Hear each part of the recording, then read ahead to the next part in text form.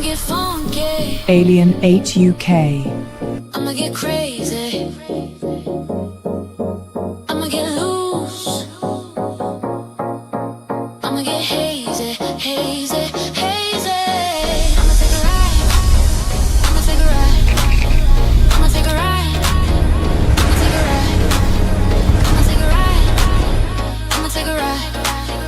I'ma take a ride.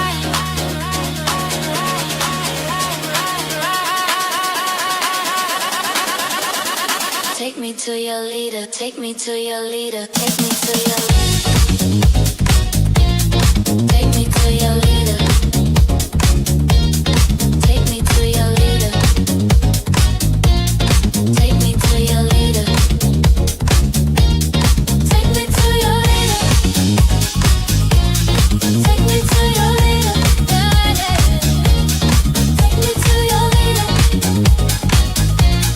Take me to your leader.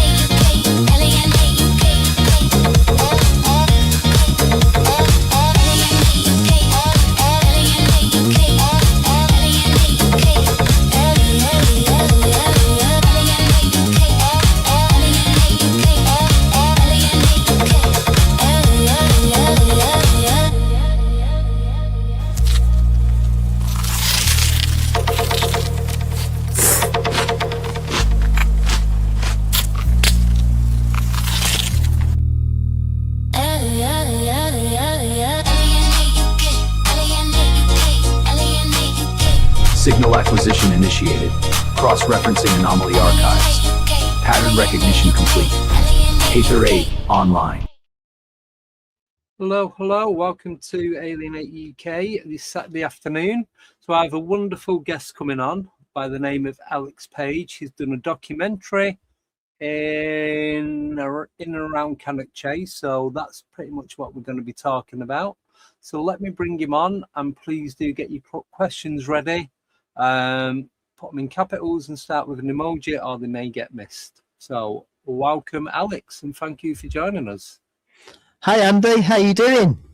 I'm good. How are you? Keeping cool. Oh, I'm surrounded by, I've got a fan behind me, a fan in front of me, a fan over there, and a towel, and I'm still sweating. It's a bit warm, but I'm not complaining. Oh, it's too warm. It's like I've had to shut the curtains because it's south facing, so the heat's just coming straight in. There's no way. Same here. No way at all. It's just far too much. Oh, so how are you? Other than mountain? I've been very busy reading through these files that have been released from the Department of War. I can't keep out of there, to be honest. It's going to take me about a month to go through it all. Yep. So what? I know we're going to talk about Cannock, but might as well talk about this while you've mentioned it. What's your take on it all? What do you think is going on? Like, not prior to this, but right now, today, this very minute. Well, that's a really good question. The reason why it's a good question is it's multifaceted. There's so much driving what's happening at the moment. So, for us in ufology, we don't see it as a distraction. I think we see it more as soft disclosure. It's getting us used. It's getting us used to seeing the videos, the documents, and if you look at the first tranche compared to the second tranche, there's been quite a difference. The second lot are giving us a bit more information. Yeah. I can only imagine that going forward, when we get the third, that it's going to be even more revealing. Yeah. So in my eyes, I think it might be soft disclosure. Now, if you're not following the UAP topic, just what has been released currently would be a big shock. Yeah. Because as we know, the majority of people just aren't aware of any of this. No idea whatsoever. But I think it's like, well, I'm hoping that the next bit of disclosure is going to be actual video evidence rather than just still images and a bit of a testimony, because we're not really getting any detail of what each image is about, where it was, dates, people involved. We are a bit, if you go into it and have a proper deep dive, but we're just getting, well, this was seen by the US Air Force over whatever area. This was seen by a pilot flying to or from wherever. And that's how you're getting. You're not getting any other detail than that. So even that, I'm not saying it is, but that could be made up as well. Yeah. We don't. And some of this could be prosaic. I was listening to Ross Coulthard a bit earlier today, and he was going through the videos, and he got video experts on there and different people that have been studying the different facets of this, and they did debunk a fair few of them. That's fine. We don't want to be chasing shadows. It's like you say, we want to know what's not resolved. We want to know what is truly anomalous. I've got to say, though, there's a couple on there that do raise your eyebrows. Have you had a look through them, Andy? No, I've looked at a lot of the images that have come through, and it's annoying for me because a lot of it's in night vision, so it's a black and grey. So you can't really make out shape or size. There's no background to show any perspective view as to where it is, like, compared to like size of a semi-detached house or the size of a yard. Do you know what I mean? There's no comparison for any of it. It's just something in the sky. And I think with so many redactions, like you're saying, it is difficult to, even for experts in this field, to try and do a proper analysis. Yeah. I guess we understand national security. We know that you can't be, if you tell your friends, you're telling your enemies as well. We understand that. But it is very frustrating, and it allows the government to hide so much and pick and choose on what they show you, because they can just say national security and that's that. Yeah. Well, we had a Reverend Michael Carter came on on Monday, and I asked him the question about what had been said in the US regarding what are they called? Ministers being told, like, to The brace pastors. themselves. The pastors. And he said, yeah, it's true, but there was very selective of what pastors were told. So it was like all the ones in the south under certain areas that were, did he say Presbyterian? Yeah. I think it was. And so it's only a certain type of pastor or minister that was told. It was very selective on who, what, where, and when. Yeah. It wasn't everyone, put it that way. Well, they have huge followings, not just going to the churches, but online and on local TV networks. They have an absolutely huge following, and they're able to gain a lot of attention. So I'm guessing that Pentecostal, that they're probably looking at the Pentecostal pastors and getting them to spread the word. Again, it covers a big area, and that's the most religious part of the US anyway.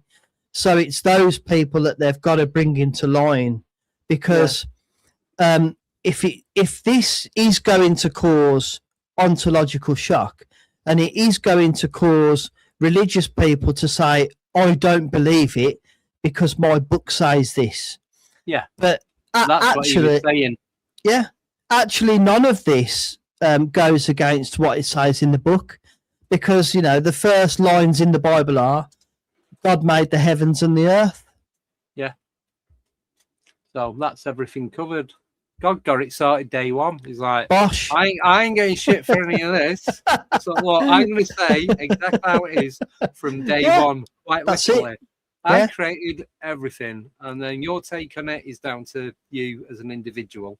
Yeah, I mean, if you're not a religious person, a lot of us kind of feel that religion was used as a control mechanism. Of course it I'll was, probably, yeah. I'll probably It's get used shot to for police- that, but But it is though. It's used to police people because you trying to control the masses with no way of doing it other than that. It's like, quick, we think of something. So yeah, and I still think it's being used as a control mechanism. I mean, a lot of us now are atheist. Some people still. I'm a Roman Catholic, but I only go to church when there's funerals and weddings. Yeah. So they haven't got the control over us that they had. I was brought up Protestant, but I'm not religious in the slightest. I probably am an atheist, but I don't diss anyone else that believes in it. It's each to their own. Yeah. I believe in all this stuff with the paranormal, where a lot of people don't. So for me, it's the same thing. You can't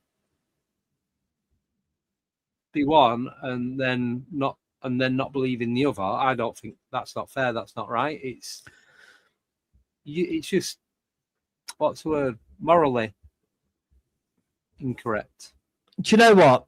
At the end of the day, whether you believe in Jesus or God or any type of religion, or you believe that there's something greater in the universe like we do, we're all believing this, that there's something there. Yeah.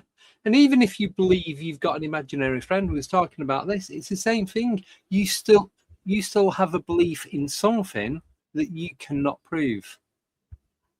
Yeah. So, and that's and that imaginary friend, you said they never let you down, do they? No, I never had one, so I don't know. I was left out of that group. But you can't knock anyone for believing in what they believe in. No. So, And I mean, to be honest with you, the whole paranormal UFO NHI thing has got so mixed up now. At one time, I was a big believer in these are spirits.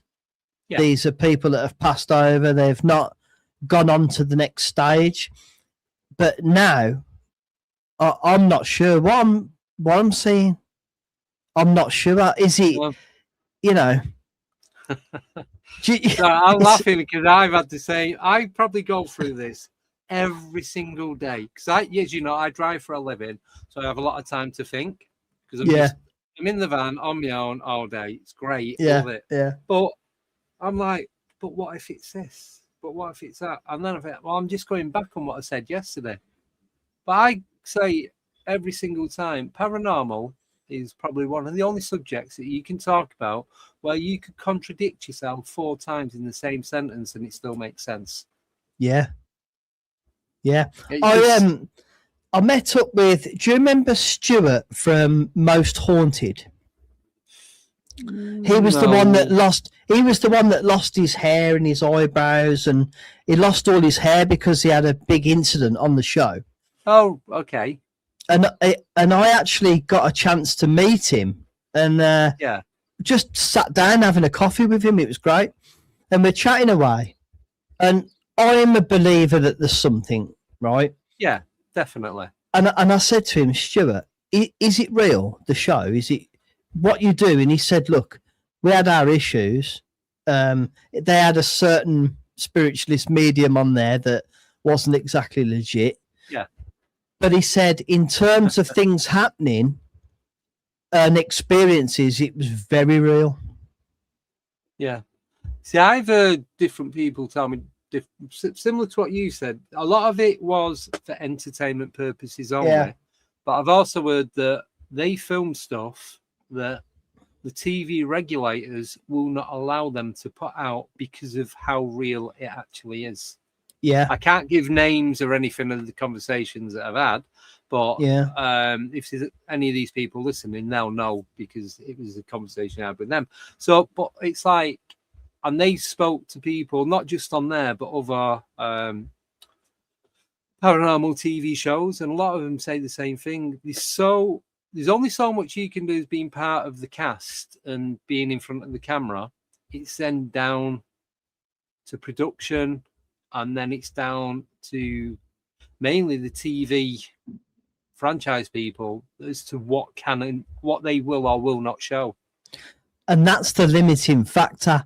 And I'm guessing that's why everybody's moved to this kind of platform now, either Rumble or YouTube, because you get, at the moment, we're getting a lot more freedom to show this kind of thing without being censored. Well, you say that, but there's a ton of people getting demonetized for doing this kind of stuff. Yeah. But yeah, it's because they're sharing, I think it's to do with sharing videos that have gone out that have got copyright stuff in them, and people are not checking them to see what exactly is going on, because I keep getting emails from YouTube saying that this is why channels are getting demonetized. They're using videos that don't belong to them, or they've not got permission by the owners to use, and they're playing the full length of it rather than cropping it and using a little bit. Yeah. As long as you're talking over it and doing what you need to, and just using that little bit of the clip, you're fine. But well, I've got to be honest, Andy, I've bought a license to some music. It was for doing the Cannock Chase video documentary. Yeah. And as soon as I loaded it up to YouTube, it flagged it as copyright. Yeah. And I've had that problem about probably 4 or 5 times now.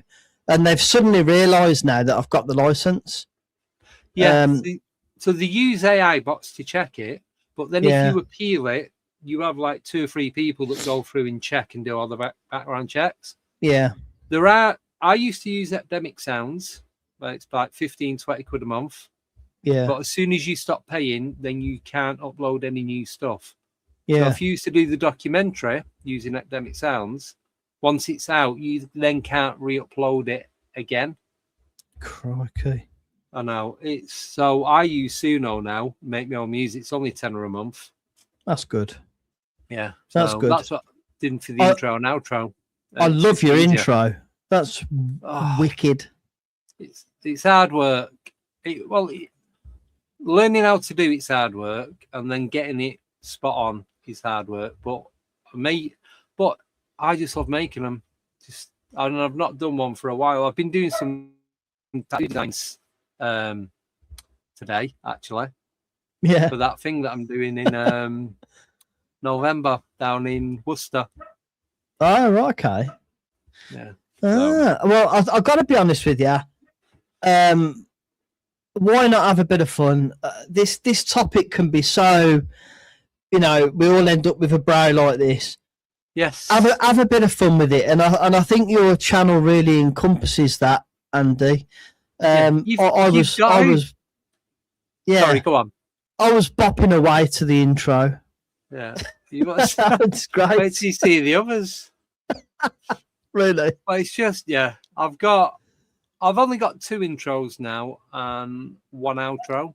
I kind of got rid of the other. I just filtered them out and what I want to use and what I don't want to use. So, but it's all good anyway. Yeah, it works for me. Yeah. And of course, you made your cameo in my documentary. Yes. For those who don't know, do you want to tell them what? Well, I was going to ask you about the documentary anyway, what it was about and what you did and where you went and who you spoke to. Yeah, absolutely. Well, I decided that I wanted to make a documentary about Cannock Chase. It went a little bit wider than Cannock Chase as well. I spoke to some really interesting people, and it got a bit of creep, from Cannock Chase. Yeah. But I spoke to yourself, and you've got some fantastic stories from yourself and your friends going there and doing some investigation. So that's dead interesting. And I'll start the documentary with you, actually. Oh, Yeah. So you set the Well, that's not a scene. good thing. I really enjoyed that. And then I Yeah. went over to Birmingham and spoke to Dave Hodrian Yeah. from Some boo fog. Bufog and James Brody. Yes. And Top guy. Both of for- them are. absolutely top gents. Yeah. So I'm hopefully going over to Bufog to actually show them the film and talk about it a bit. But it was really enjoyable. I learned to fly a drone, which Yeah. was my first time to actually go over to the forest and get some drone shots. So I was it going to ask you about that. How long did it take you to get to that ability? What was that? That was well, I literally bought the drone that day. Yeah. I literally bought the drone, and 2 days before, I took it over to our local park where I was well away from all the houses and following the rules of drone flying for the CAA. I know. And I first of all, I did. It's got like an automatic mode on it where you can just put it on and it goes up and it'll circle round and it can follow you and all that kind of stuff. it does selfies and all that sort of stuff. And then I actually swapped it over onto my phone and did the manual flying, which takes a bit of getting your head around. Yeah. But then I felt I was ready, so I jumped in the car with my film crew, which is my wife, my long-suffering wife Sue. And we went over and got the B-roll shots of the forest, and it was absolutely great. Loved it. Yeah. Cool. So out of all the footage that you got, how much of it did you not use? So much. And it's mad, isn't it? I was told that this was going to be the case, and I thought, no. And I've got a friend who's a professional filmmaker, and he said, Alex, I would say to you to get lots and lots of footage, as much footage as you can, and then you've got a good choice when you're in the edit stage of the documentary, which he was absolutely right. Oh, yeah. But I could make another documentary with what's gone on the floor. Yeah, I know. But it's like you said, like with me intro and outro, I download so much and get so much like footage ready, like 10-second clips of video on that. And half of it's like, if I was to do, people that hate me, they'd never watch a show. It'd be like a 10-minute intro. It just... I know. Yeah, and that's just 2.5 minutes as it is. So I know. You can't do. I'm the same when I do my podcasts. My intro was getting longer and longer, and I was enjoying it. But people come on to listen to us talk and listen to us talking about the topic. So I've shortened it. I've shortened my intros down. But this is like, so when you do a live like what we're doing now, this is my my mental thought of how this works. So you do a longish intro, and it gives people time to get in, get settled, get on the TV, tablet, phone. Yeah. So they know they've got like at least 2.5 minutes to get started before we actually start talking. Yeah. I guess it's different with pre-recorded because I do a lot of pre-recorded content. I'm guessing I've got the luxury of taking my time, and this is like this, and you've got wonderful people leaving comments, and it's a new experience to me. But I'll tell you what, it won't be the last one I do. I just love doing lives. Most of the time, people in the chat are all right. You get the odd one, like Simon and Baby with a Laser and a couple of others. No, they're all right. They're actually good friends of mine. So, it's great. It's great. It's got a good vibe, exciting vibe to it. Yeah, I just prefer this. And the thing is with it as well, you kind of learn as you go, because I've had people in the past where I've done an interview with them, and then they've messaged me later on saying, I spoke about a particular thing. Can you edit it out? Well, no, it went out live, and it's been live for the last 14 hours. Yeah. If I can send it, if you want to edit it out and then I'll re-upload that one, I can do that. But Yeah. you know it's going out live, so Live is live. It makes you think about what you're going to say. Can you pull up the documentary? Are you able to pull it up? If you could, so can you present it? Do you use StreamYard first of all? No. Right, so you see where you got the plus inside the TV monitor, right at the bottom. Plus inside the TV. You got the monitor. icons across the along the bottom of the page. Yeah. Oh, So you okay. click on I can that, see it. and it'll Click say on share present. screen, video file, etc. Okay. Well, what I'll do, I'll line it up, Oh God. and I'll show you being a superstar. Yeah. Just don't. If you cut out your music on there, because obviously copyright. Ah, yeah. Oh. How do you want to do this? So if you load it up and then just cut like the first couple of minutes off. Okay. So have you got music going all the way through it, or is it just at the beginning? No, it's just on the intro. Yeah. I'll tell you what I'll do. I'll line it up to where you're talking. Oh, don't think that's a good thing, but anyway, we'll soon find out. It's a great thing. You did really well on it. So we recorded this probably 3 months ago. Yeah. It's a while back, wasn't it? Yeah. Right. Okay. So if I Are you guys in the chat already? right, so present, share screen.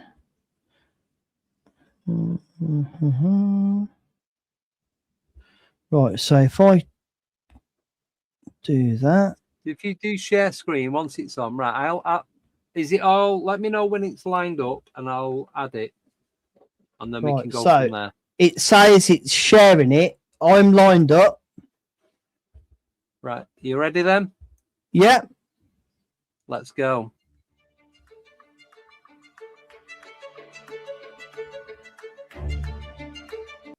Oh wait, it's right. I'll let you drag it just because of the music. We're all right for a couple of seconds. I'm just trying to drag it. Here we go. Let's get past that bit.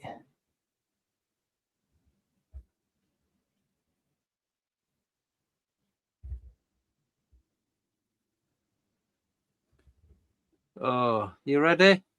Yep. Enjoy, everyone.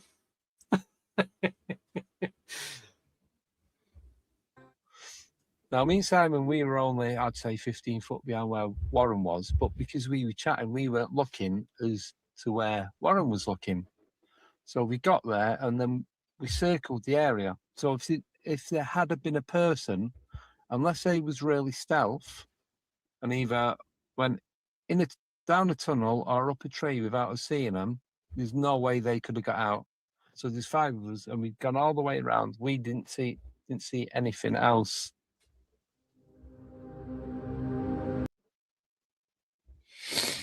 Yeah. There we go. Yeah, that was it. So it was Simon who's in the chat. Sober Carper, I don't think he's on. He might be working or fishing. A couple of there's my cousin, me, Simon, Sober, was my cousin Andy. Yeah. So one of these chaps is in the chat now. Yes, it's Simon Riley. So he ran straight in after with the camera because we was walking up, and like I said, the ferns were about 3.5 foot high, like between knee and waist height. I'm 5'10", and we went in and we didn't say anything. We must have missed it by seconds. So he said hello. Yeah, hello. We've been a couple of times, and we've always had stuff going on. I've never been and not had anything, even if it's just a day out with family and what have you. There's always something going on. Yeah, I actually get that feeling when I go to Cannock Chase. I don't know why. It's like it's. I've actually called it. I've actually called it when the forest that watches you. Yeah. You know, because that's what it feels like. So do you get it even if you're just out and about, just having a walk? Because you're not a million miles away from there, are you? No, we're if close. you just go out for a day out and you're just going for a walk around with the missus and whatever, dog, kids, whoever, do you ever get that feeling then as well? Yeah. Not just when you're doing an investigation. No. Broad daylight, you get that feeling. Yeah. You feel like you're being watched. Yeah. I mean, I know there is some after hours activity goes on at Cannock Chase. Well, yeah, well, we was down in so me and the missus had gone. It was a couple of years back, and it was off work, and it was my birthday. So I said, "We'll go Cannock Chase," and we went to the German cemetery. But it was January, and it was a really nice day. It's quite warm actually. So we went in, and we went to Brockton. And walk around the reservoir, down the bottom there, all the way down, round, and then back up. So I knew that part of it.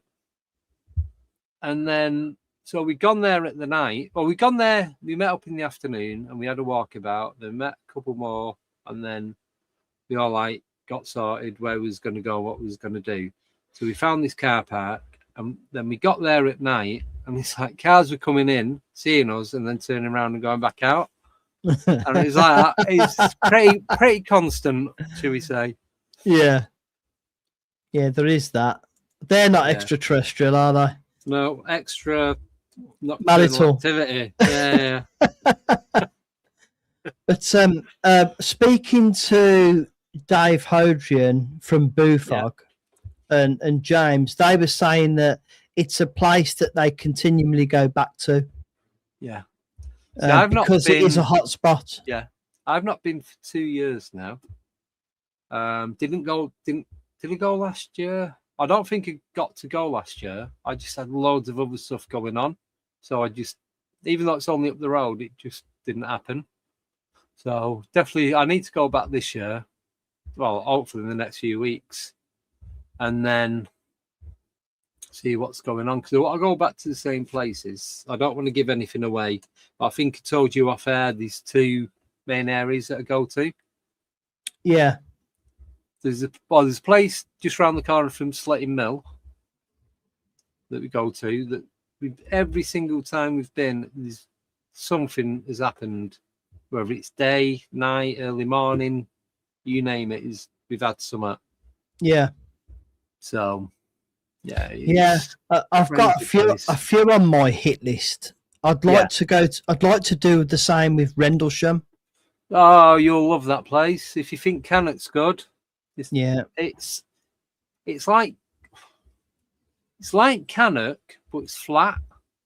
So where Cannock, you got a lot of hills and dips and knackers you out because of how steep a lot of it is. Yeah. Rendlesham's quite flat and it's easy to get around. But the downside to it is the moment you step into the tree line, your phone signal goes. Right. So, yeah, even if you have one bar, you don't have anything on there at all. So you can't do a live in there. You'd have to do like filming and pre-records and all that kind of stuff. Well, that's what I'd be doing. That's what I'd be doing. And I'd also like to go up to Scotland to Bonnybridge. Ooh, I'm actually going to Scotland in 2 months. No, are you? 2 months this week, actually. Yeah. So that's the real hotspot. Well, I'm going round in the Falkirk Triangle, that area. But I've got a friend up in Scotland. He actually messaged me last night. I've not spoke to him for about 12 months. Yeah. So he's going to be coming on the show. A guy called Chris Meek who does Scottish Paranormal podcast. Oh, okay. So I was chatting to him this morning. I said, I'm going to be coming up to Scotland and blah, blah. He goes, oh, let us know. We'll meet up. I goes, yeah, I was thinking of just coming up and doing some, because it's legal to wild camp up in Scotland. There's only the rest of the UK you're not allowed, but Scotland you can. That's right, yeah. So I was going to go up there. He's already given me a few locations as to where quite good places to go. But I'm going to go up and, yeah, I was going to hire a camper and go up for a few days. But I might, you know what, I might just rough it, get the train, sleeping bag, tent, go. Make sure you take some mosquito spray. Oh, I've got the wrist repellent. I'll have one on each ankle and one on each arm. They really do work. They are killer. Those insects are really bad. But Bonnie Bridge. I'd love to go up to Bonnie Bridge and do an investigation. It's just. Do you speak with Malcolm Robinson? I have done. I've spoken to him a few times. I interviewed him. It'd be a couple of years back now.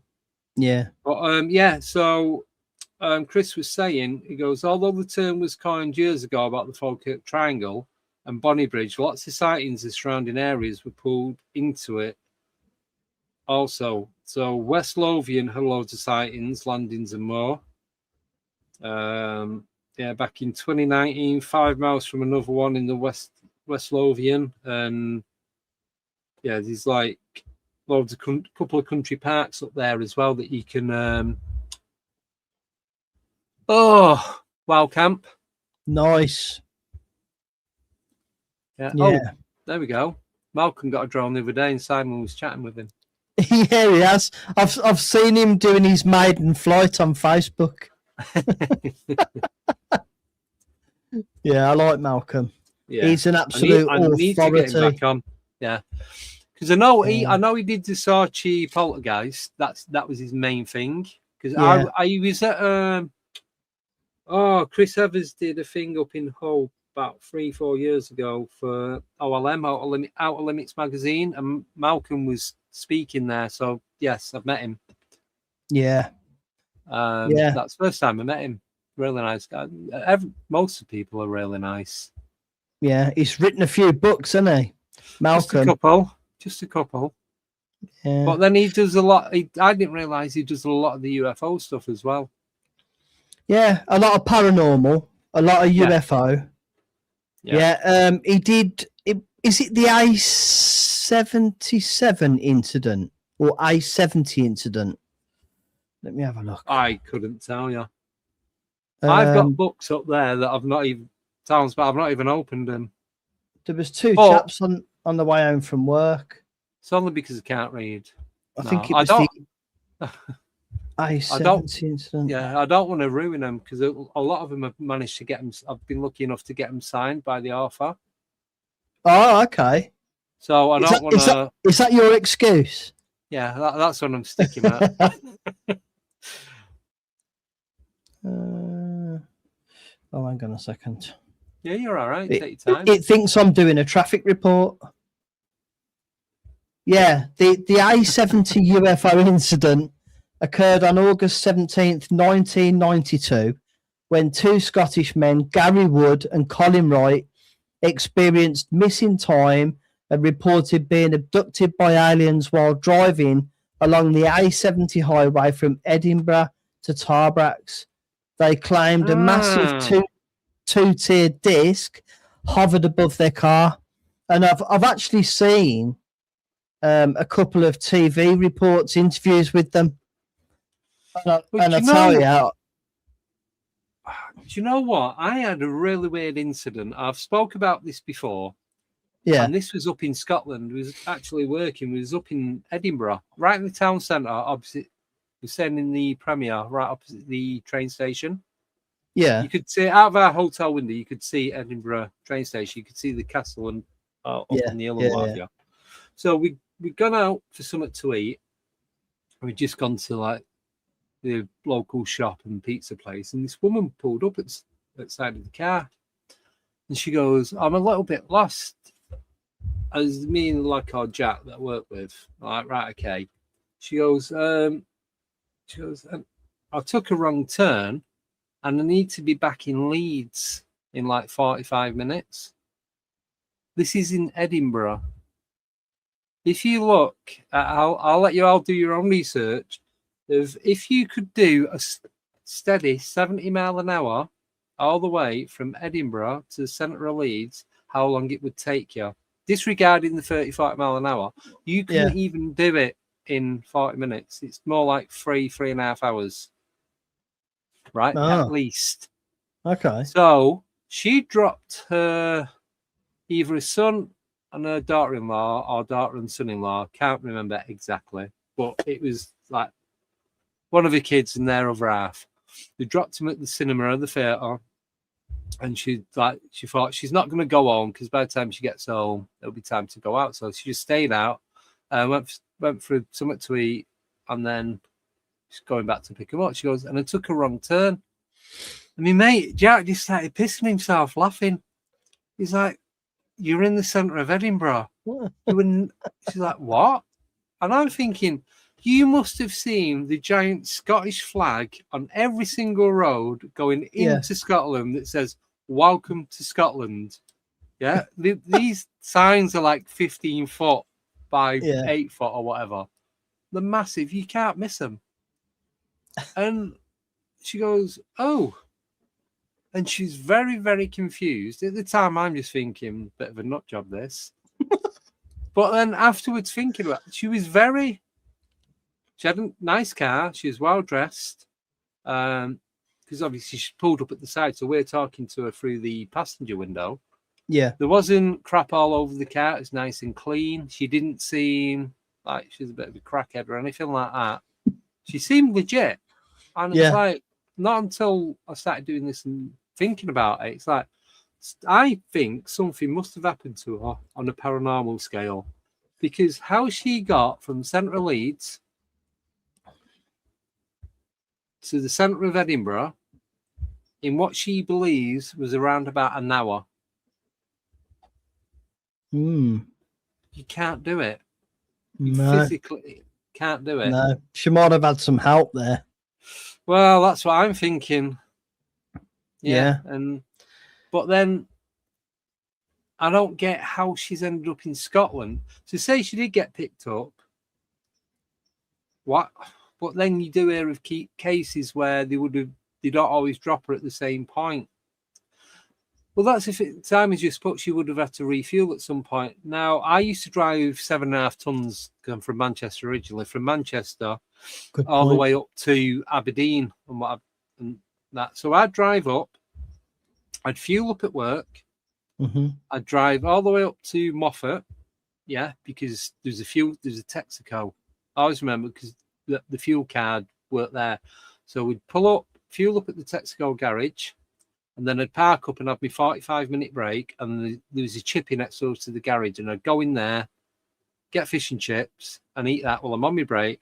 Then I'd carry on to whether it was Inverness, Aberdeen, like up in the northern part of Scotland.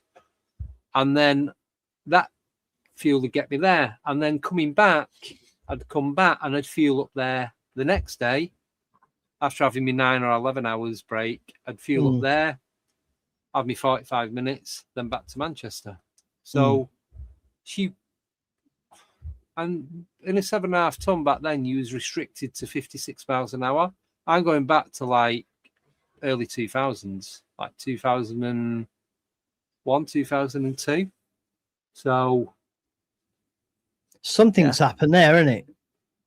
Definitely. It doesn't make sense, does it? No, nothing. And nothing of that story makes sense. You hear it all the time. Yeah, and clearly she wasn't Scottish. She had a Yorkshire accent. Yeah. It could have been Simon in drag. He's from Leeds. I didn't know him then, but you never know. But Well, these two guys, they were heading to a family member's house, and they were like 3 hours late or something. And when they arrived there, everyone was like ready for bed, and they were like, "Where have you been?" And they says, "Well, we had a bit of an issue on the way back, but we haven't been anywhere." And they had. They'd obviously had a missing time encounter. Yeah. So it is very. You hear it common, don't you? You hear it a lot. Yeah.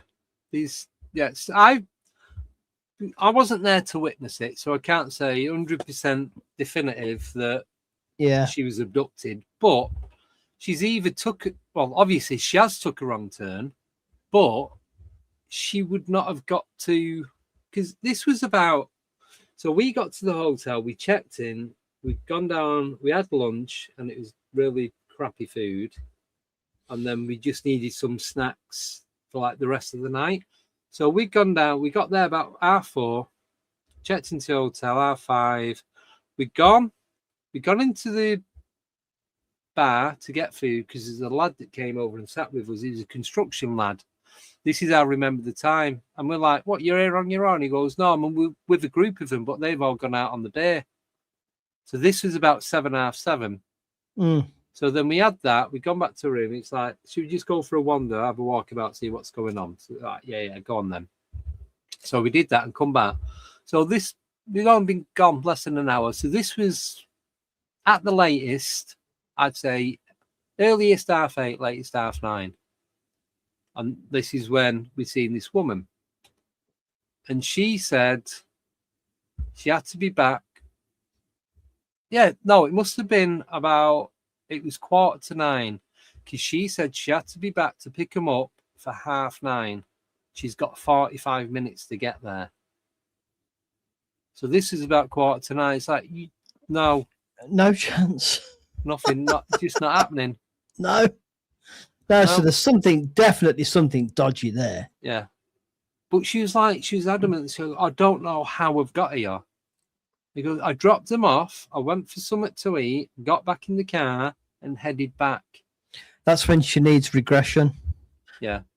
The thing is, though, right? Everybody complains about, oh, well, regression's not proven. You know, you might be putting ideas into somebody's mind. How else are we going to know what's happened and where we've been? Exactly. So I'm just going to look now. So where was that? That wasn't that one. Obviously, with photos, you can just type in where it was. Right, I've not got them on there. Give me a minute. Just bear with me. I can give you the exact date, and then if anybody else has got any information from around there, I just, because what I do every so often, I download all the photos from my phone and put them on the PC. Yeah. When they have like 20,000 photos. Yeah. It soon starts to slow things down, doesn't it? Just a little bit, yeah. So I'm gonna have to go through them all, but I'll find it while we're talking anyway. Yeah, it's all right. But yeah, it was. I think it must have been about 2014, 15. That might have been about 2017 actually. I'm just trying to think where I worked at the place. Right, here we go.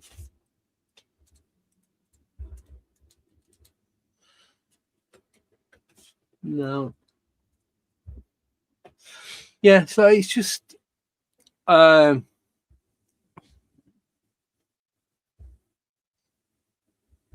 there we go. From texts. So he's put, I rang my girlfriend from a red phone box and said, I'm on my way. I'm walking to you. Takes about 20 minutes.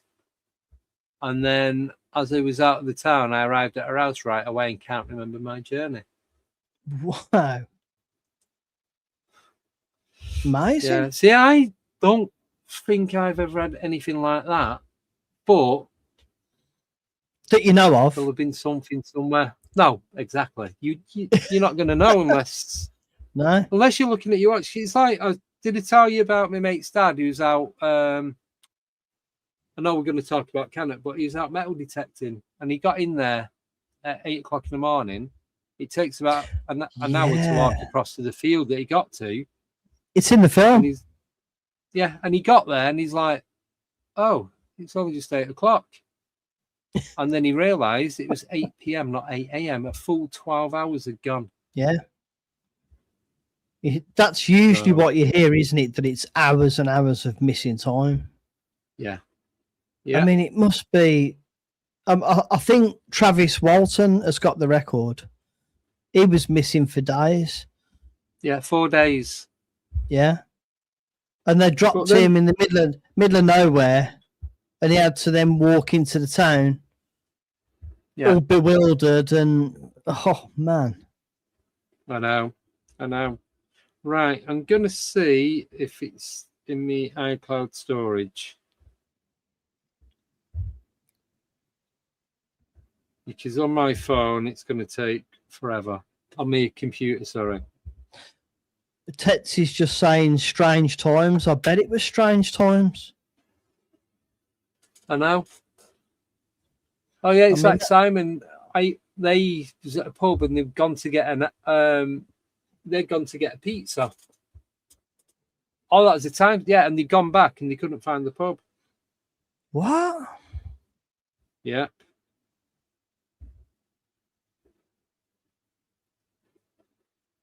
Wow. Right, sorry, just bear with me. Yeah, that's all right.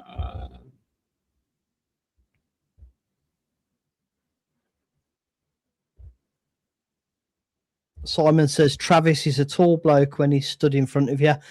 Everybody's tall when they're standing in front of me, Simon. I'm only 5'4". Well, Simon's 6'4". I thought Simon was 6. I thought he was 6'4", but he's same height as me. So I'll have to get the goggles out like this if we meet. Yeah. So what? Has Simon spoken to Travis? Has he then? Has Simon had a chance to meet him? Yeah. I bet that was an interesting meeting. I know. He has told me about it, but I cannot remember what I did yesterday, let alone what I did months ago, years ago. Yeah.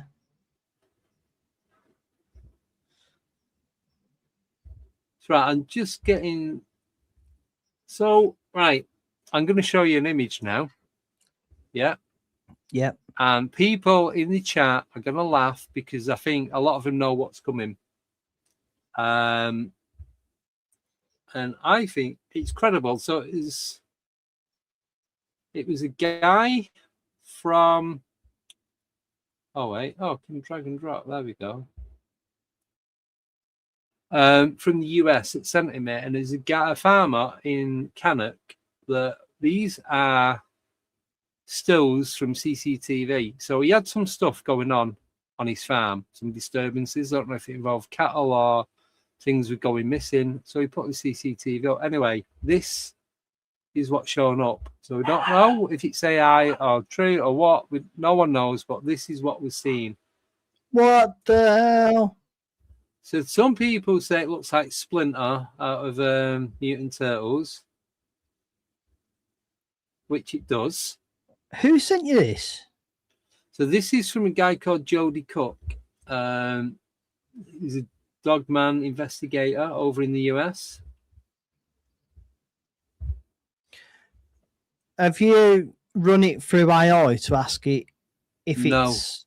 because at the time I didn't have AI. Because I've had a few pictures sent to me. And... But this was about 4 years ago, so AI didn't have the capabilities of what it's got now. Yeah. I've got to be honest, if I looked out the window and saw that, I'd move. Well, I would, but then there's another image of it. I can't find it. And it's like it's showing you the back of a grain trailer. So you can see the height of the trailer. And looking at that, we worked it out that it's roughly between 4.5 and 5.5 foot tall.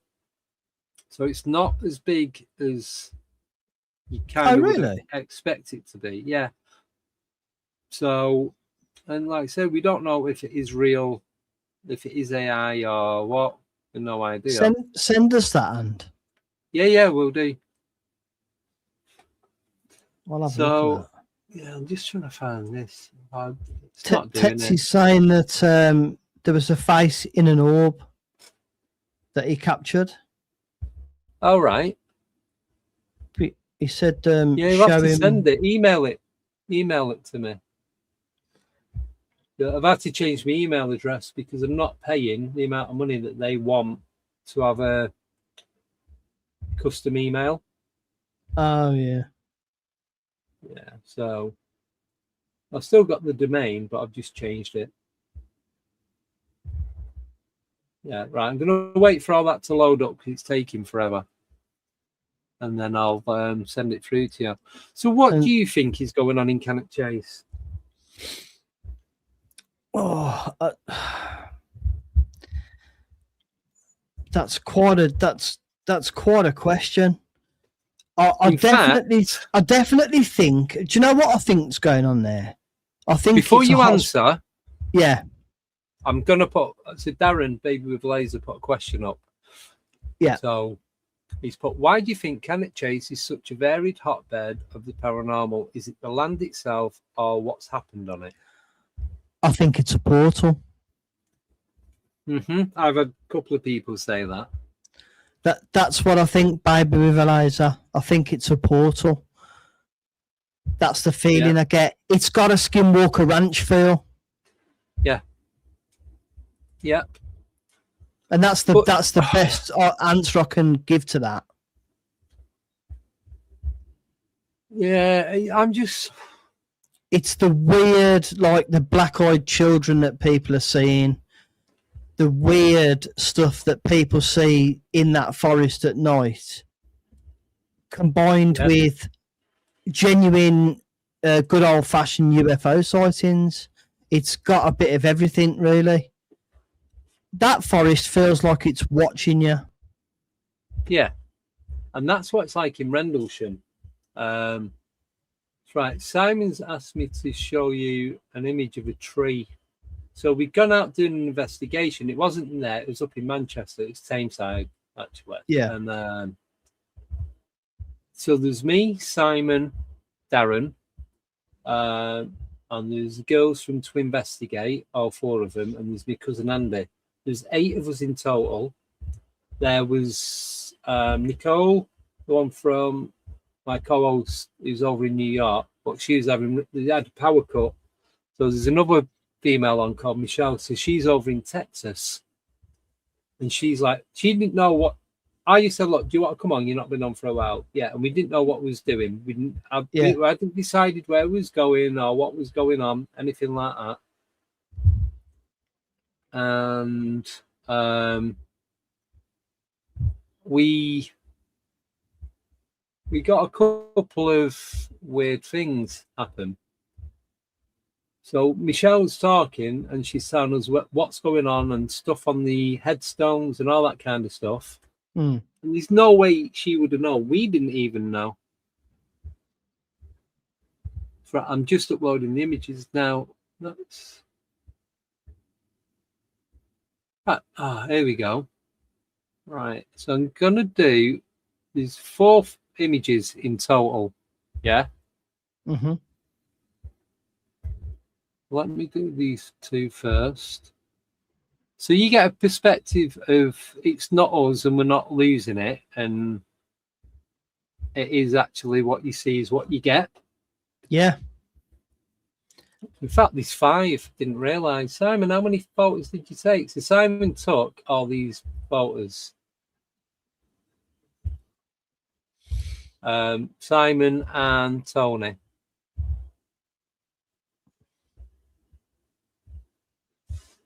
So I'm going to do it in.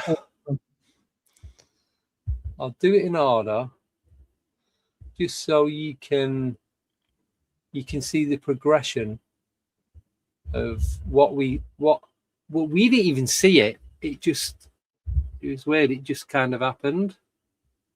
Okay. Right, I'm just looking because I've got the images of when I was in Northern Ireland, and that's not far from when I was in Scotland. So this should be the same bit, but I can't find them. Right, when I find it, I'll send it to you. Right, so this is the first image. So we're just walking around. There's a tree, yeah. So okay. It's a beech tree, birch. Is it? Birch, silver birch. Yeah, and it kind of looks like there's a bit of a face on it, bit of pareidolia, yeah. Nothing. Oh, I got you. Yeah, Yeah. nothing amazing. And In then, fact, so I I'm can see doing, two faces there. yeah. So I'm doing a live stream. So this is the next one. Don't know what's going on with my eye. So weird. But anyway. Oh, I mean, look at that. There's clearly a nose there. Oh, that's Well, a where- face. Yeah. Oh, that is a real face. So that's me and Tony, and we just stood chatting with everyone. Yeah. Yeah. And then there's it's me and Tony. So you can see in the middle, right between where our ears are, there's a face. Yeah. I can see three faces. Wait for the next one. If this doesn't blow you away, I don't know what will. Oh man. That is just something else. And we didn't see it. Weird stuff was going on at the time. But There's something about that place. Well, so Michelle's getting all this stuff and getting all these information about what was going on around there. And just loads of different little bits and pieces. But Oof, like the I mean, name. that's so clear, isn't it? Well, so this was the day. So I told you about the alien in a jar, didn't I? Yes. Did he show you? No. So I got this off Darren, from the chat. And this was the same day that I went up to Manchester to buy it. So that's it. I've stuck another alien on top. Oh So my that's god. it. Yeah. Oof. So this is where the channel name and everything come from. And Yeah. we've gone, and this is sat, we're not probably about a couple of 100 yards away where we parked up. And that's in the boot of the car, all wrapped up. And then we're having all these weird encounters as well. Oh. Yep. And then Darren's seeing this shadow cat running across. And this was one of the other images that we got. So that's a footpath. And you can clearly see there's a big black mass that's cutting off the fence. Right. It doesn't just stop. That's cloaking. Well, that's Have you watched the Vegas videos? Oh, back in the day when they first come out. Right, watch them again, because that to me looks like cloaking. But then you see that what looks like a gap in the top that kind of looks like a face. Yeah. Yeah. Let me go back to the picture. Sorry, I've just scrolled down. I need to scroll back. I'm going to share screen on it because I want to zoom in on this. So let me take it off here a minute. Okay. Right, full screen. 1 second. Share screen. Share. Well, when it does it. Not in a rush, are you? No. Right. So it should come up now. There we go. So I'll zoom in on this.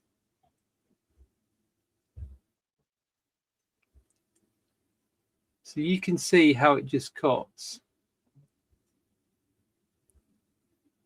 Now, to me, that it might be pareidolia. That looks like a face with two eyes, a neck, shoulders, abdomen going down.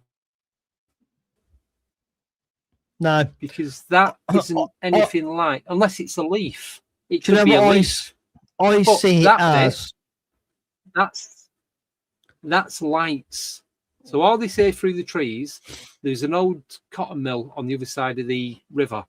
Yeah. So where that fence is, there's a river there. That's an old cotton mill that's been converted into apartments.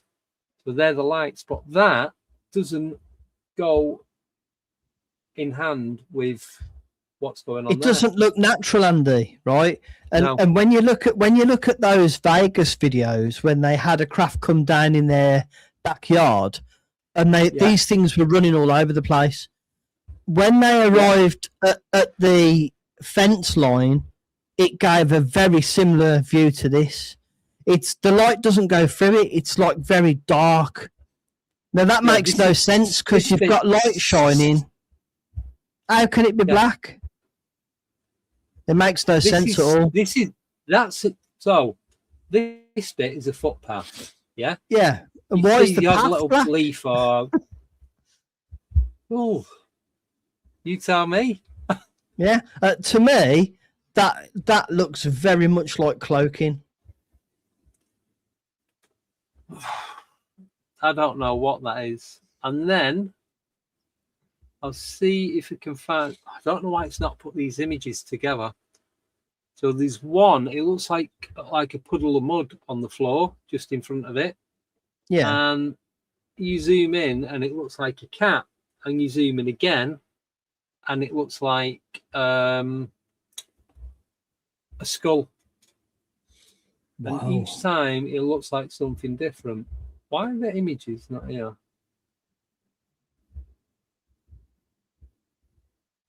See, all these should be together. But for some reason, it's all jumbled up.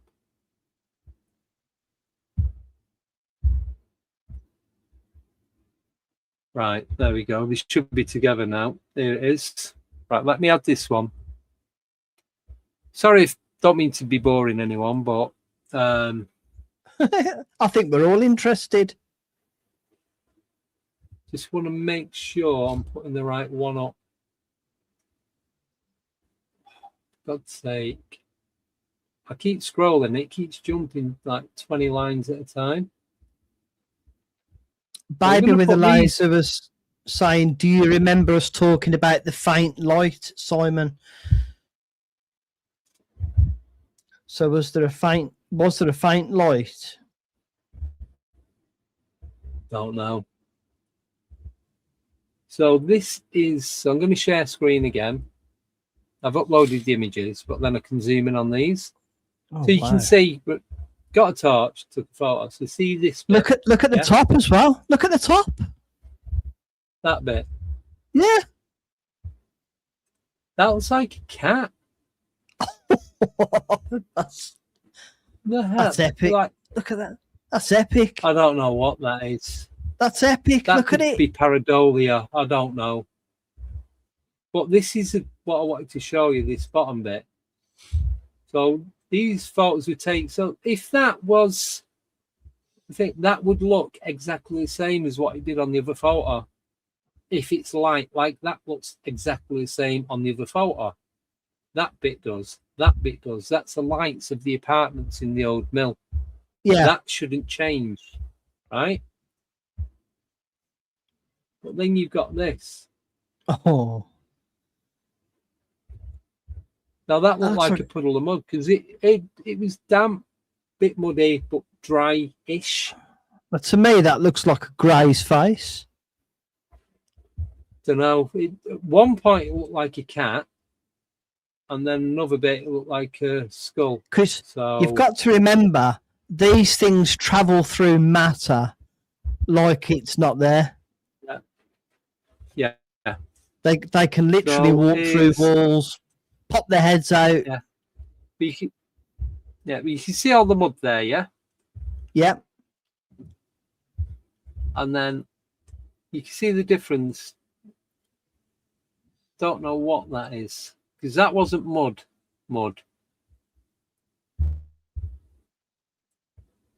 And then you've got that again, which is different again. Yep. That really looks like cloaking to me. I mean, I wouldn't want to walk along there. Because that looks like a head at an angle, like it's tilting its head like that. An eye, you see an arm, its body, and then coming down to its legs. That's what it looks like to me. I'm not saying it is, but that's what I'm picking up. Yeah. So Interesting. make of it what you will. We was there, we seen it. We didn't see it at the time. It wasn't until wasn't Tony, sorry, it was Adi that took the photo. It was Adi and Simon. Yeah.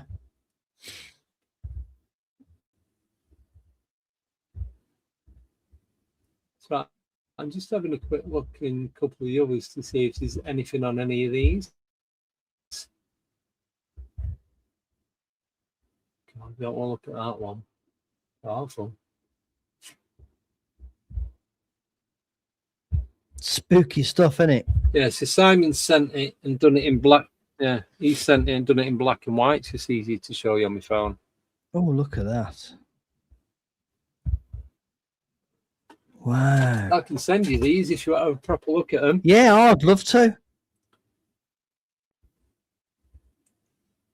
Yeah, definitely. So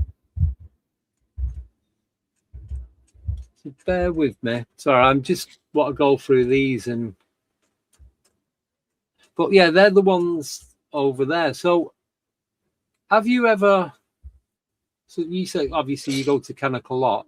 Have you ever encountered anything like that in Cannock? Not yet. You have? Not yet. Oh, sorry, I thought you said yeah. No, not yet. But I can feel it. Right.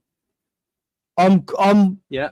I'm one of these that's quite sensitive, and it doesn't take a lot for me to realise when something's there, and I just get that hairs up on my neck feeling. Yeah. It's hard to explain. Yeah, you can pick up on this stuff going on. Yeah.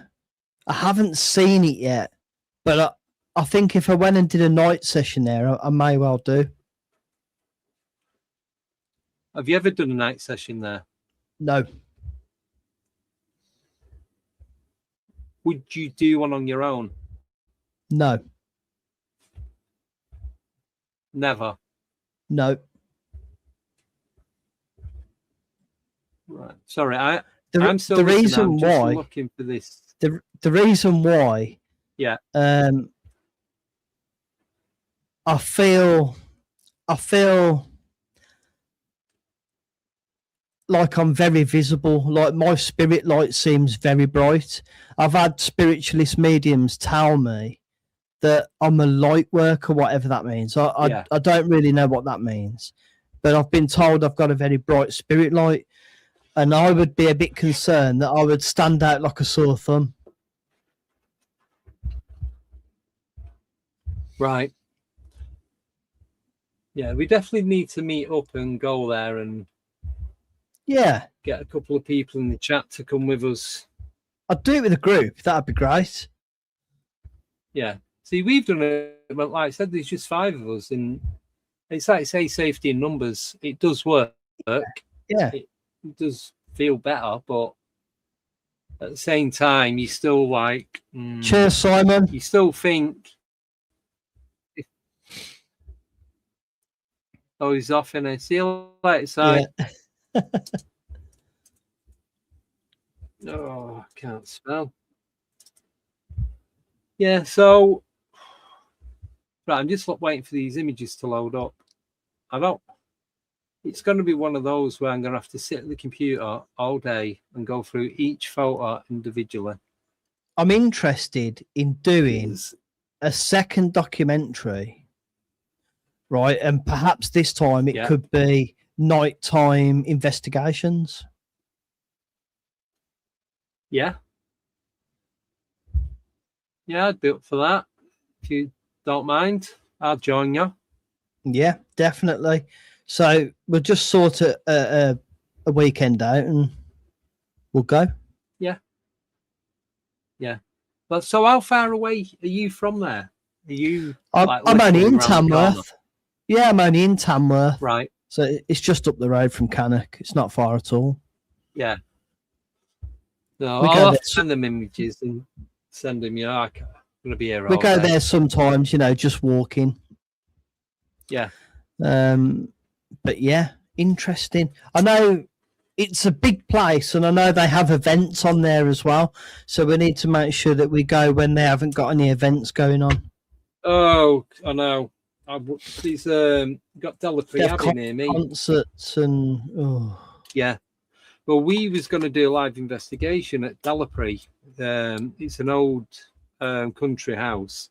Well, it was used as a hospital during the Civil War.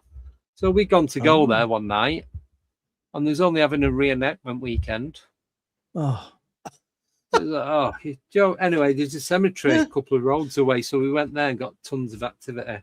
We had oh, did stones you? thrown up, little stones thrown at us. Some unclip my watch, which you've Wow. got to put your finger behind it to unclip it, and then I felt Yeah. it fall off. I've just caught it before it hit the ground.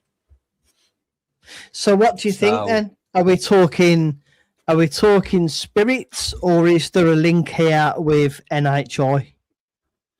So I do believe it's all connected. I think what if there's a possibility that when we pass over and we become part of the ether, that our spirit then joins otherworldly creatures, beings, and we become part of that. And then when we see these cryptids or what we class as ETs, that could possibly be the consciousness of somebody that we once knew. It could Just be. a theory. I've heard this before. Yeah, I mean, this is why disclosure is going to take a while to actually happen, because we need to address the spiritual side of it, because people will be very, very uneasy about anything that changes their belief system. You know, if you're good, you go to heaven. If you're bad, you go to hell, sort of thing. yeah, I think it's a lot more nuanced than that.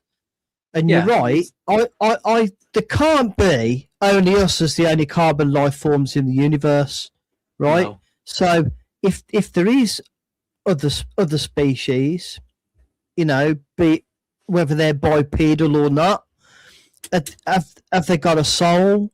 Are they the same as us? When they pass, is their soul gonna go back to the maker? I know. This is all the stuff that we want to know.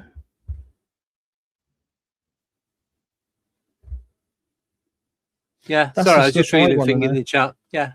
'Cause it's like, I know I'm big on my frequencies at the minute, and I believe that certain frequencies attract certain types of beings. Obviously, I know a lot of people do, but the lower frequencies is where you get all the crappy stuff going on with like the shadow people and the growling and all that kind of stuff. Yeah. But then also, it's what you put out there. So whatever you're putting out into the universe, that's what you're going to get back. Yeah. So you care, as you say, careful what you wish for. I believe that, Andy. Yeah, but then I've said before with genetics, what if they can, whoever they are, can manipulate sound and frequency, even colors and the frequencies that we don't know even exist yet.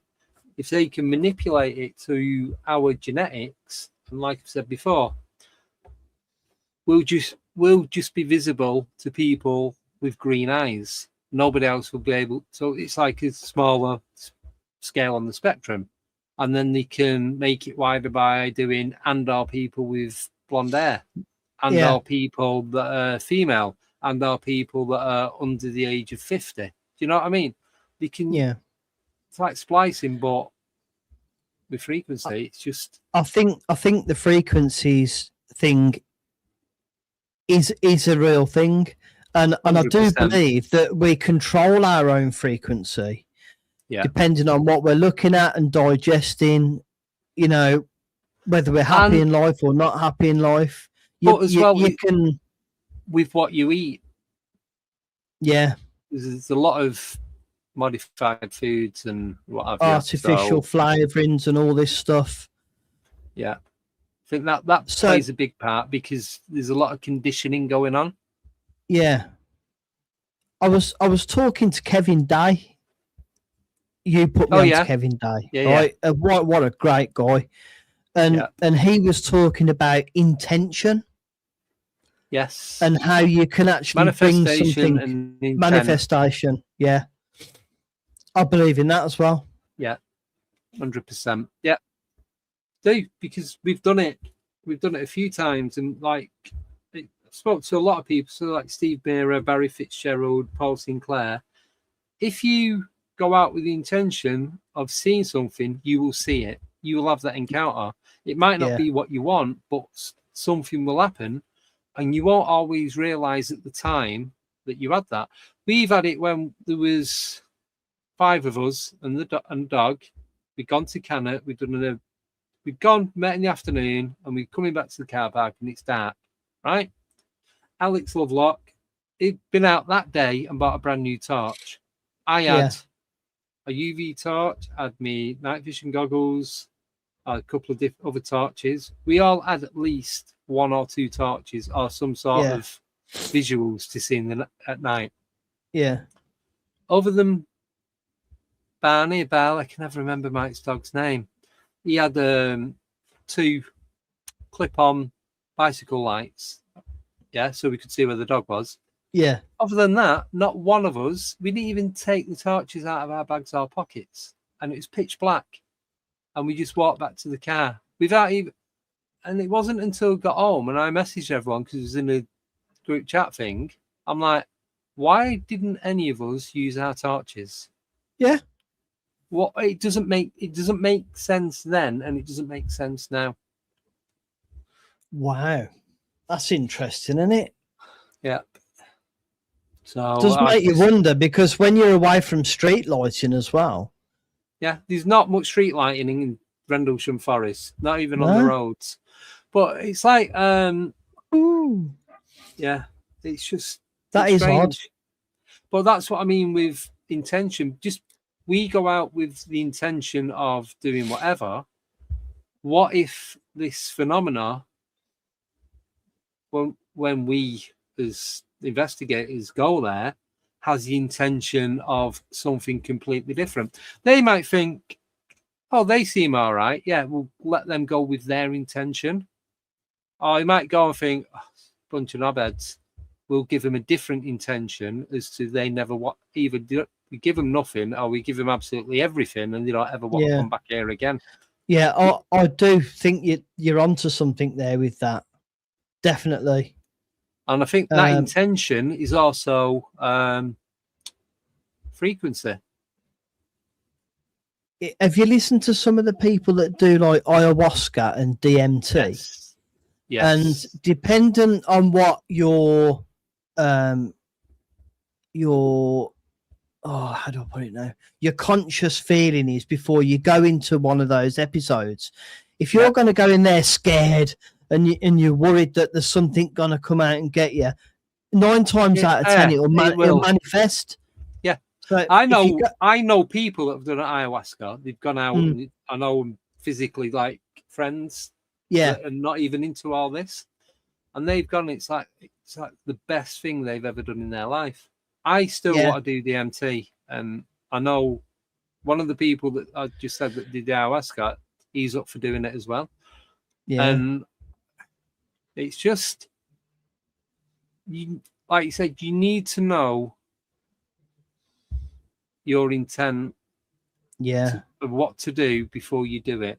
I think you've got to be mentally in a good place before you do something like DMT. 100%. Yeah, you can't.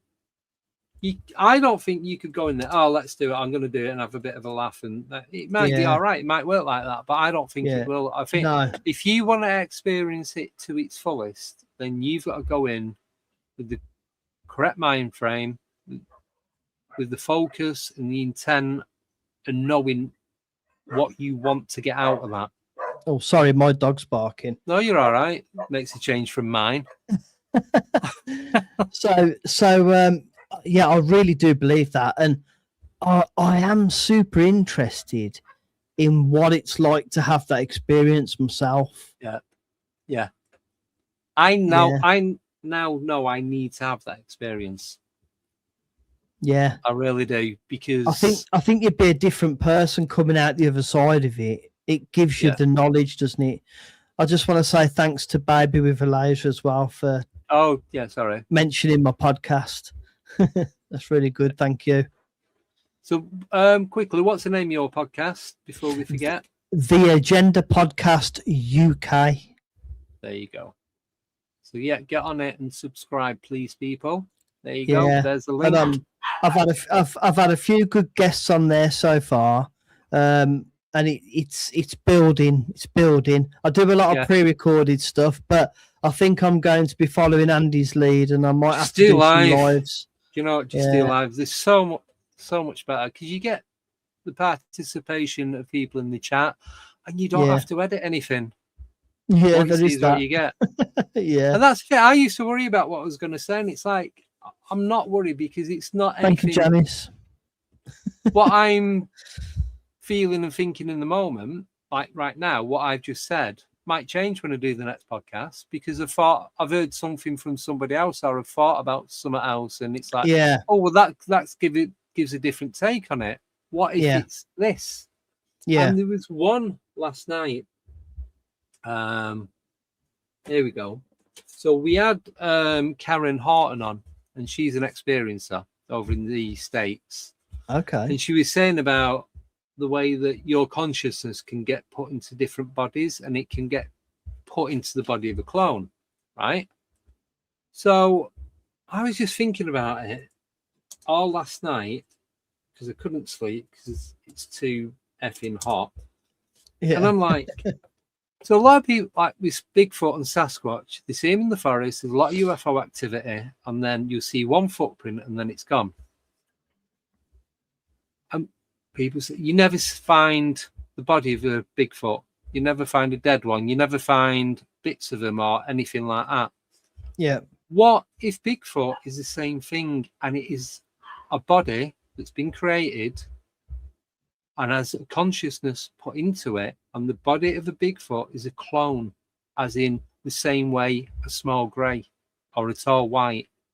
Because there are different types of clones. So why could a Bigfoot not be a clone body? So it's like, it's not an actual physical body as such. It's more of an avatar for a consciousness. They do actually. Place. Yeah, you're right. That they do actually appear with the small greys. Did you know that?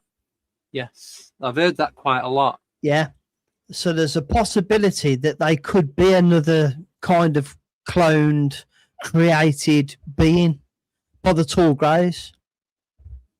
Yeah. So what's not to say? So this is my new thing to keep me awake for the rest of ever. What if these Sasquatch, or not all of them, but some of them, because I think there are some natural ones as well. What if they are cloned bodies? There could be. There could be. Have you seen that footage that's going around of that guy on the back deck of his house in America, and the trees are all snapping? Yeah. And you actually can't see anything, but you can see where they are. The power it would take to break those trees. That's them. I believe that's what people are saying, the Sasquatch.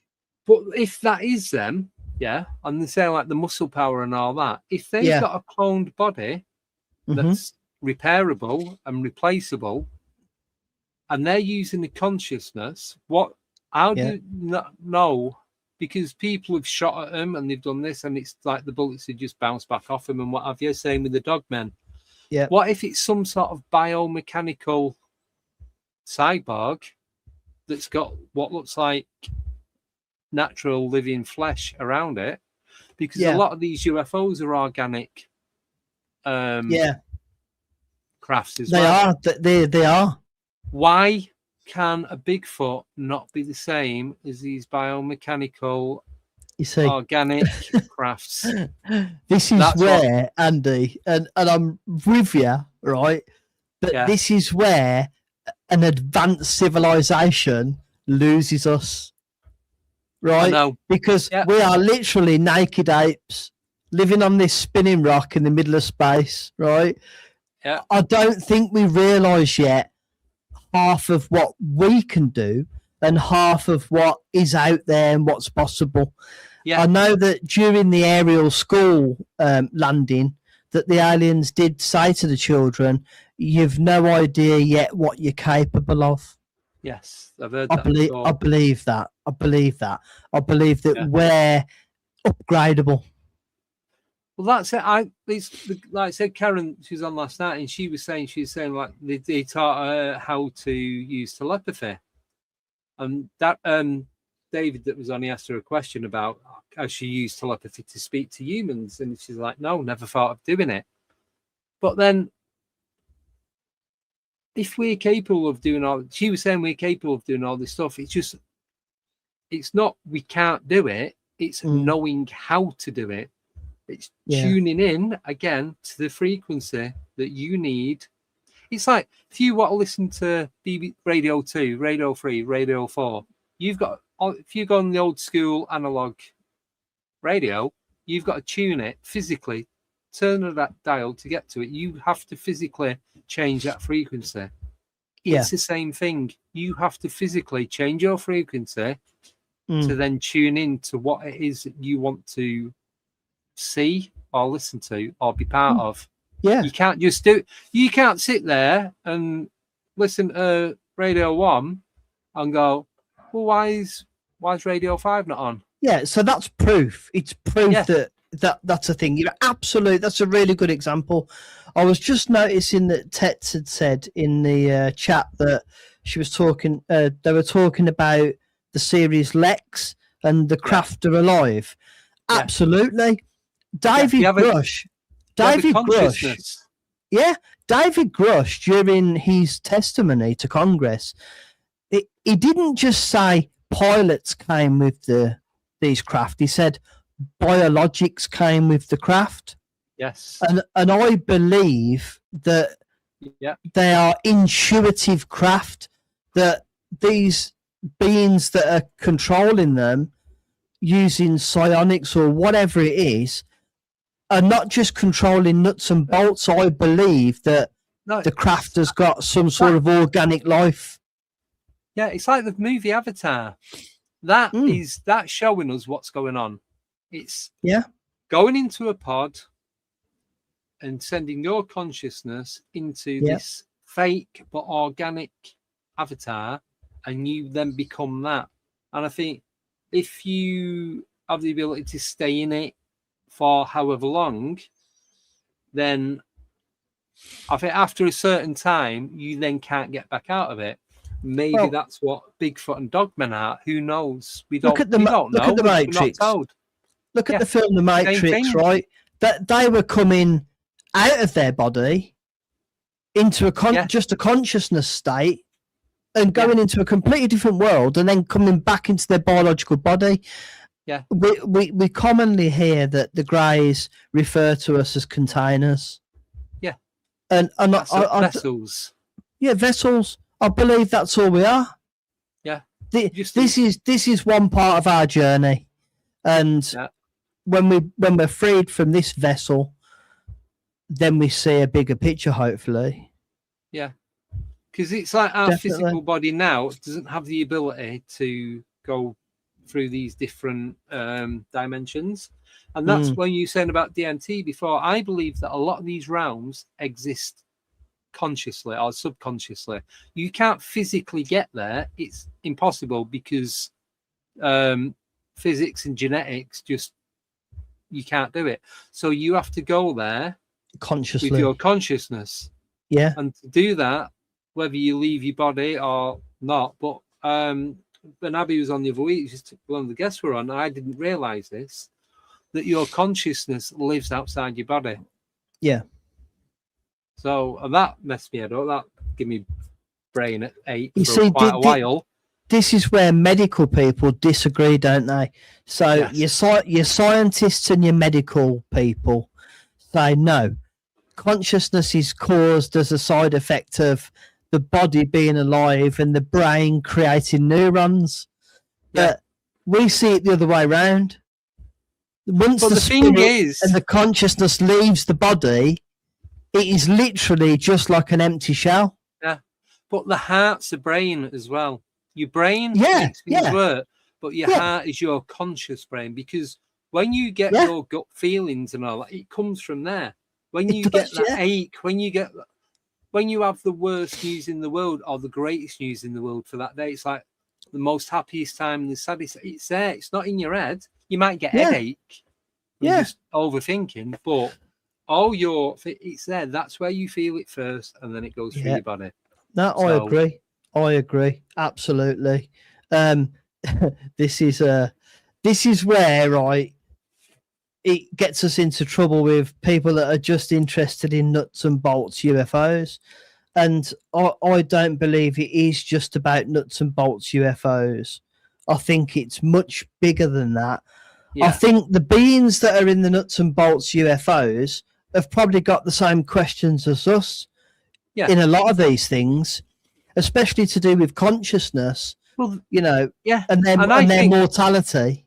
Yeah, but then these that have got, like you said, the nuts and bolts and what have you, maybe they are another species, but they're not as advanced as the next one, or they're at roughly the same level as what we're at, but this organic matter it's not a more advanced civilization. That's the next step for us, or the next 3 or 4 steps away from where we are now. It's just we have to go through this process of living here and being on Earth and doing all the mundane crap and paying taxes and what have you, before you can. It's a learning curve. You got to do all this, and then you go to the next one. Then you've got to do something else, and then you go to the next one. And eventually, you get there. Or is it about learning to control our frequency?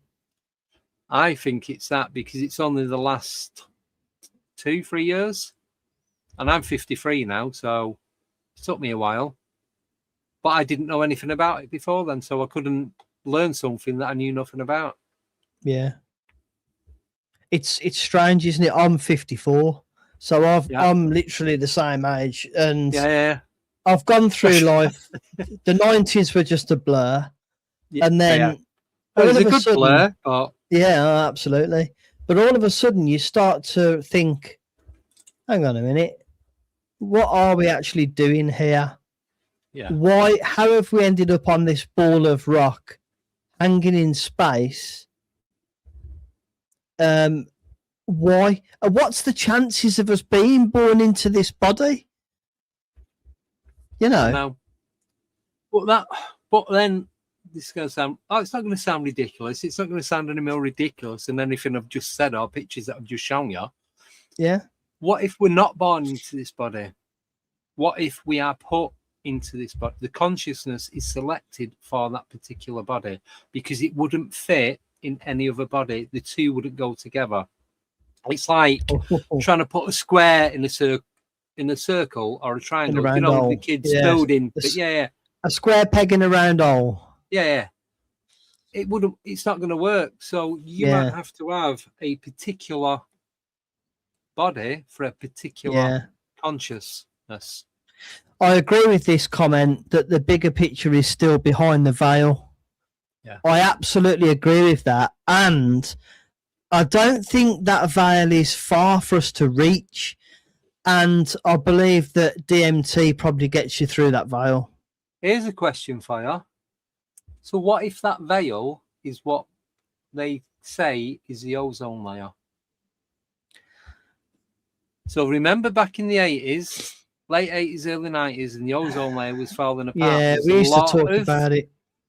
There's a lot of paranormal activity going on then.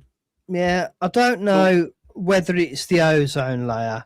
I believe the veil. But I mean, it's a metaphorical. veil. Yeah. But what I mean is, like, when they say the ozone layer needs repairing. Yeah. I should have worded it better. It might be an actual physical layer, but what if they was like telling us without telling us that the ozone layer is thinning, and that's a veil that's letting this stuff in.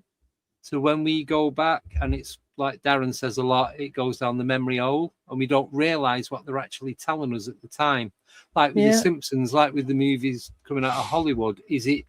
You say it's fiction, but what if it's actual fact? I believe it's based on fact. Hiding in plain sight. So what if the ozone layer is what we know?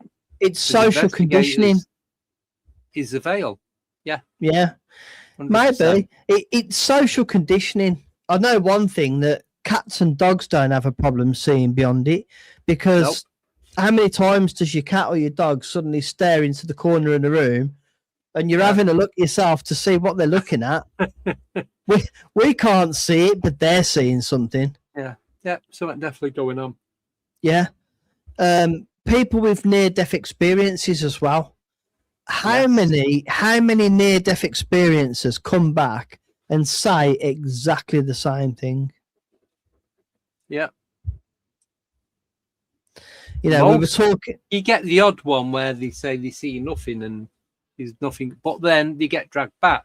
So is it because they didn't say anything because he wasn't ready to go, and that's why they got brought back? Some are not ready to go. It's not their time, is it? And they get sent back. It's a contract. But we've signed a contract. But when you just said that, then it's not your time. So when they say it's fate, your fate is already written for you. It's pre-agreed. It pretty much is. Yeah, they know everything about you but you can change. You can alter what you do as and when, and also by altering your now, you can change your past. Yeah. To then enhance and make your future better. I do believe that we sign a contract to at least do the minimum of what we're saying is on the contract, you know, but you can choose a harder existence. Maybe that's to get further on. I don't think I can get an harder one than this, to be honest. No, I think we all feel like that, Andy, especially if you live in the UK. Oh, yeah. But so, I do believe that then once we pass over, the amount of people that say they were standing looking down at themselves, yeah, you know, and they didn't even realise it was themselves for a short while until the spirit guide next to them made them aware that, hang on a minute, I'm out of my body. Yeah. Yeah, I know there's a lot like that. Right, so we are coming up to the end of the show. We've got like 3.5 minutes left. So we've got one final question for you. Yep. Oh, sorry, 1 second. So this is from Darren, Baby with a Laser. He wants to know, what part of Cannock Chase is the go-to? German cemetery. Yes. See, I've been there during the day and at night. It's an odd place. But I don't know. What about Pie Tower? Oh, yeah. I mean, these are the favourites, aren't they? Yeah. What I like to be able to do is see the tree line, but also see the sky. Yes. And the German cemetery gives you that opportunity. Yeah, because it's all open, isn't it? Yeah. But it's down to the individual, I guess. Yeah. Down to the individual. See, I was hoping on on all 3 occasions when I went to the German cemetery to see a dog man. Nope, nothing. So, I don't know how I'd feel if I saw one. You know, well, that's what I wanted. That's what I wanted to know how I would feel. It does have the Skinwalker Ranch feel from what I'm seeing online and reading about Skinwalker Ranch. I really do think that there's a portal. Yeah. I think that's why there's so much activity. There's got to be something. Got to be ley lines or I know there's a lot of sacrificing, shall we say, back in the medieval times around Cannock. What's up? I didn't know that. Yeah, I don't want to give the exact location away, but there's a certain pub that has got that name because of the group of people that was doing the dark magic and what have you around there. Oh dear. Yeah. So that's another thing that keeps popping up as well. Dark magic. That's making a comeback, isn't it? You know. Yeah. With all these elites and I don't know. Yeah. But I want to say, Andy, thanks to everybody that's come on tonight to listen to us talking. Oh, thank you for coming on. Really do appreciate it. I've enjoyed every minute of it. And I think we should definitely do a nighttime investigation at Cannock. Yeah, definitely. There's people in the chat that I know will be up for that as well. Yeah. So one's already set. Well, him and his nephew they're up for going. So yeah. So hello, Craig and Darren. So them two definitely want to go because it's good. Thank you, I Tex. think we need to go get there early morning, stay all day, right through the evening, do a full 24 hours. Yeah. Yeah. Yeah. Get a That's feel it. of it in the daylight, and then Yeah. I agree with have that. something to eat, bit of a chill, have a drink, and then go back at the night and see how you're gonna bear with what goes on after dark, should we say? I'm okay as long as I've got some mates with me, because I just wouldn't fancy it on me. Have you done it on your own? No. The minimum is me and somebody else, but Yeah. I know someone who went, and then after they met up with us, they went to the German cemetery at midnight on their own. You must be mad. What the hell? They're brave. They're brave. Yeah. And yeah, so I like good on him, because bigger balls than I've got. Because if it happens, you're on your own. You know, you've got to keep your cool, haven't you? And I don't know about that. No, not for me. No, at least not me. one other person, at least. Absolutely. Right. Absolutely. So on that note, a massive thank you, Alex, for coming on. Really do. You're welcome. Thanks for having me on. No, it's been great. Thank you, everyone in the chat. Thank you to any new subscribers or tier members. We are back on Monday, myself, possibly Abby. We've got Gary Heseltine coming on. He's one of the guys who investigated Rendlesham, amongst other stuff. So he's going to be coming on and talking about that. Possibly his latest book. I don't know if he's got a new book out, but the last time he came on, he had a book. And I can't. Anyway, just type in Gary Heseltine. It'll show you the name of his book. It's something. I can't remember it. So that's it. So everyone, enjoy your bank holiday weekend. Like I said, we'll be back on Monday at 7 p.m, which is our Monday o'clock time. And then Wednesday and next Friday is going to be our last official Friday of doing Alien 8 and UFO files then. So, but what I've been doing is doing these Saturdays to integrate. So then when we stop the Fridays, we're going to be able to carry on and go back on a Friday without interfering with anything else. So it's the only way that I could do it. So name of your podcast again, Alex, before we go? It's The Agenda Podcast UK on YouTube. Give us a subscribe. I'd really love to see you there. Cool. Where can people find you? So Facebook, are you on Instagram? I'm on Facebook, I'm on Instagram, I'm on Twitter as Alex the Page. You'll soon find me. There's something else I forgot. It's gone. If I remember, I'll tell you, and then I'll put it in the description. No worries. Just completely went.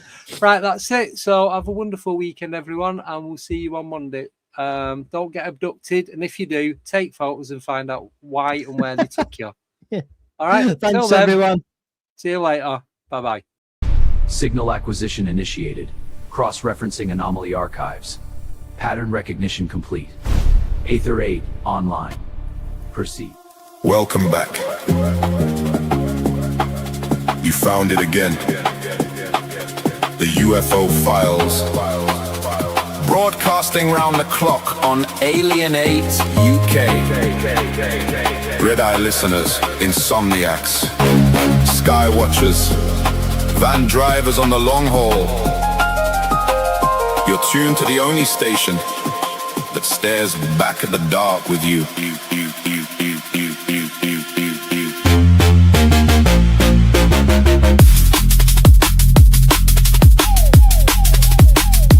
24 hours, we circle the same old questions. Lights over the north, shadows over the south. Phone lines open, headphones on, blinds half drawn. I got case notes spread like takeaway menus. Highlighters bleeding through until sunrise. Coordinates scribbled on coffee stain napkins from a truck stop somewhere near the east coast. We don't do jump scares here, we do the long stare out the window at 3:33 a.m. when the estate's asleep and the sky feels too crowded. You call him with that voice, half whisper, half there. First time chatter, long time watcher, and the hairs rise on every neck in frequency range.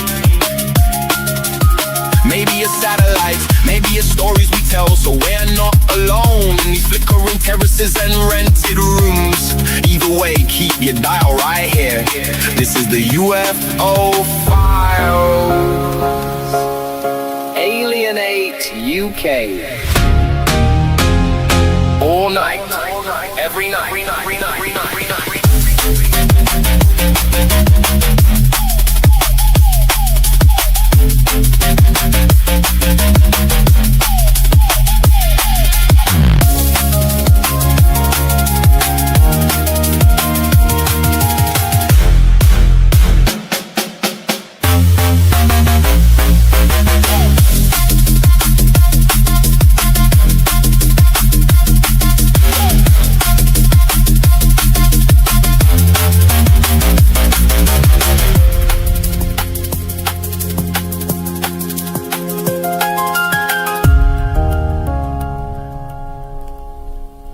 Welcome back.